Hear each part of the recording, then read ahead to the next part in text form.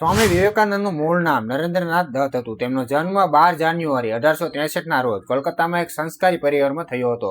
બાળપણથી તેઓ અત્યંત તેજસ્વી અને જિજ્ઞાસુ હતા. તેમના જીવનનું ટર્નિંગ પોઈન્ટ ત્યારે આવ્યું જ્યારે તેઓ તેમના ગુરુ શ્રી રામકૃષ્ણ પરમહંસને મળ્યા. ગુરુની કૃપાથી તેમને ઈશ્વરનો સાક્ષાત્કાર થયો અને તેમણે પોતાનું જીવન લોકસેવા માટે સમર્પિત કર્યું. શિકાગોમાં યોજાયેલી વિશ્વ ધર્મ પરિષદમાં તેમણે આપેલું ભાષણ મારા અમેરિકન ભાઈઓ અને બહેનો આજે પણ વિશ્વભરમાં જાણીતું છે. આ ભાષણ દ્વારા તેમણે ભારતીયની આધ્યાત્મિક અને સંસ્કૃતિનો પ્રભાવ વિશ્વ પર પાડ્યો હતો.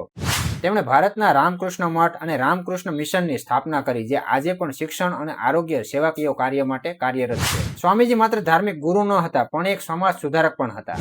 ઉઠો, જાગો અને ધ્યેય પ્રાપ્તિ સુધી મથ્યા રહો. આ તેમનો સૌથી લોકપ્રિય મંત્ર છે, જે આજે પણ દરેક વિદ્યાર્થી વ્યક્તિ માટે પ્રેરણા છે.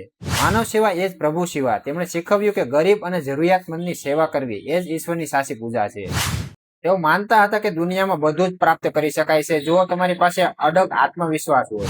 4 જુલાઈ 1902ના રોજ માત્ર 39 વર્ષની નાની વયે તેમને સમાધિ લીધી, પરંતુ તેમના વિચારો આજે પણ અમર છે.